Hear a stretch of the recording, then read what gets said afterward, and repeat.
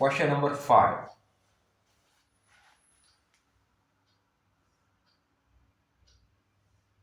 Cube given है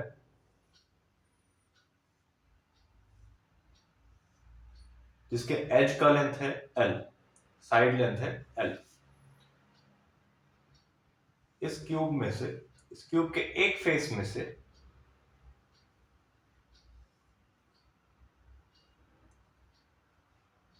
एक hemispherical cavity cut करके निकाल ली, ऐसा क्वेश्चन में दिया है। एक हेमिस्फेयर कट कर कर बाहर निकाल दिया है।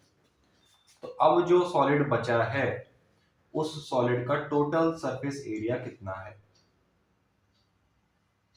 ये हमें फाइंड करना है।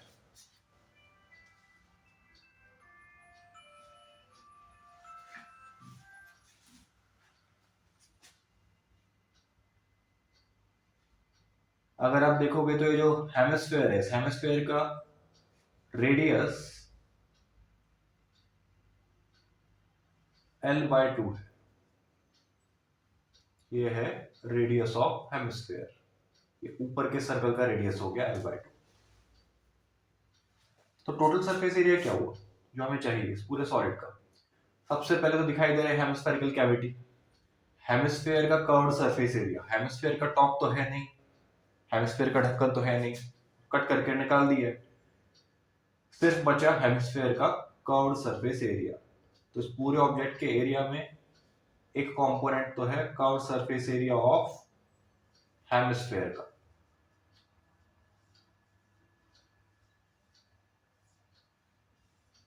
प्लस एक फेस को ही हमने कट कर निकाला है, एक फेस से ही हमने हेमिस्फेरिकल कैविटी निकाला है। क्यूब के 6 फेसेस में से 5 फेसेस तो इंटैक्ट है, अभी भी वैसे ही है जैसे पहले थे।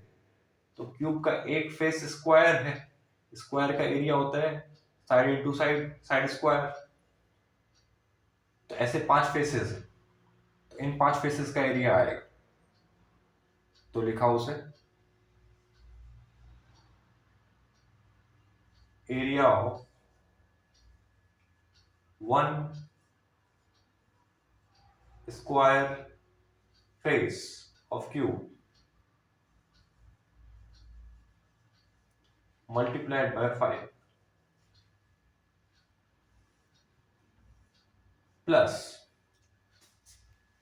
जो 6th फेस है, सबसे ऊपर का फेस यहां दिखाई दे रहा है। हेमिस्फेयर कट कर निकालने के बाद ये जो एरिया बच गया है ये भी रिमेनिंग सॉलिड में ही इंक्लूडेड है, तो ये एरिया चाहिए। प्लस रिमेनिंग एरिया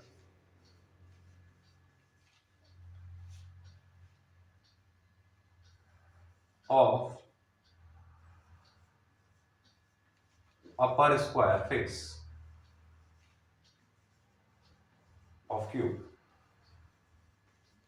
बचा हुआ एरिया। लिखिए curve surface area of hemisphere क्या है?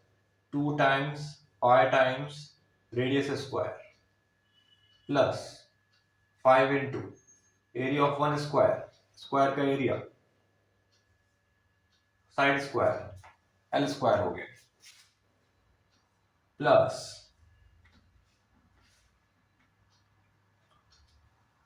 ये रिमेनिंग एरिया कितना है?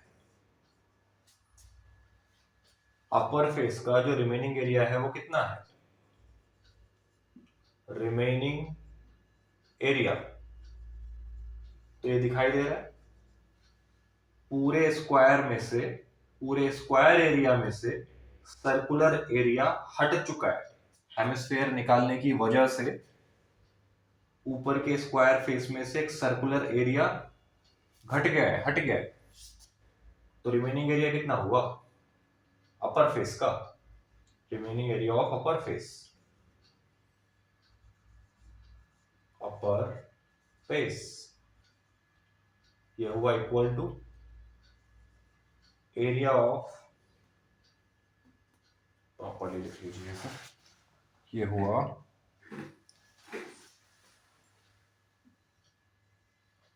Area of square minus area of circle.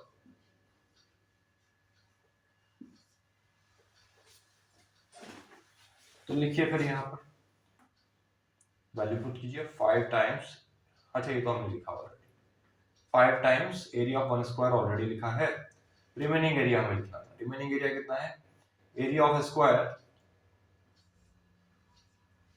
यानी कि एल स्क्वायर, स्क्वायर का एरिया कितना है side by side L by L, तो ऊपर का जो स्क्वायर है उसका भी तो डायमेंशन यही है एल बाय एल, तो उसका एरिया भी एल स्क्वायर लिखा, minus area of upper circle, circle का एरिया होता है पाई टाइम्स रेडियस स्क्वायर, रेडियस है एल बाय 2, अभी आर ही लिख देते हैं, इसे सिंप्लीफाई करना है, आंसर पाई और एल के टर्म्स में ही आएगा।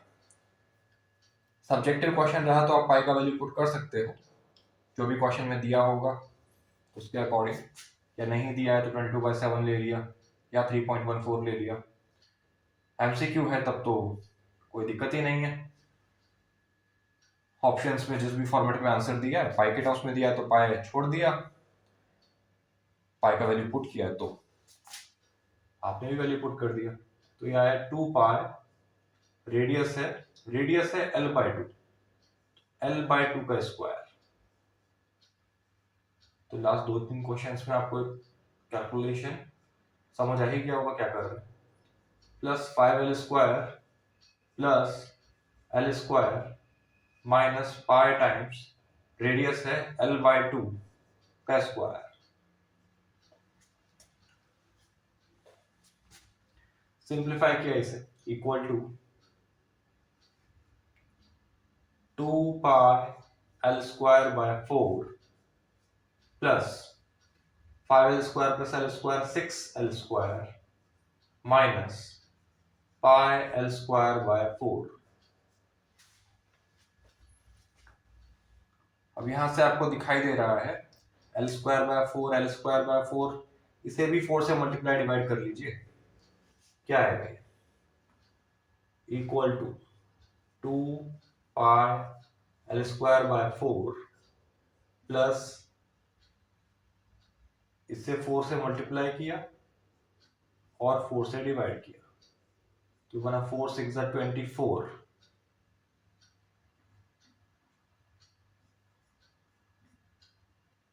24, एल स्क्वायर बाय 4 माइनस, सबका डिनोमिनेटर सेम करने के लिए हमने ऐसा किया, तो अब क्या क्या कॉमन दिखाई दे रहा है इसमें, देखिए इसमें जो भी कॉमन दिखाई दे रहा है कॉमन ले लीजिए, एल स्क्वायर बाय 4 कॉमन ले लीजिए, तो क्या आएगा एल स्क्वायर बाय 4, यहां बचा 2 पाई,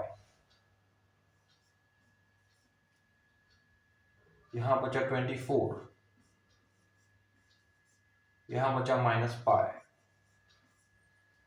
तो यह हुआ L square by 4 times 2 pi minus pi 1 pi, 2 pi minus 1 पाई 1 पाई, जैसे 2 एप्पल माइनस 1 एप्पल 1 एप्पल होगा, वैसे 2 पाई माइनस 1 पाई 1 पाई होगा, प्लस 24। यूनिट्स हमें गिवन नहीं है तो हमने फाइनल आंसर में लिख दिया स्क्वायर यूनिट्स, स्क्वायर यूनिट्स क्योंकि एरिया निकाल रहे, यही हमारा डिजायर्ड आंसर है।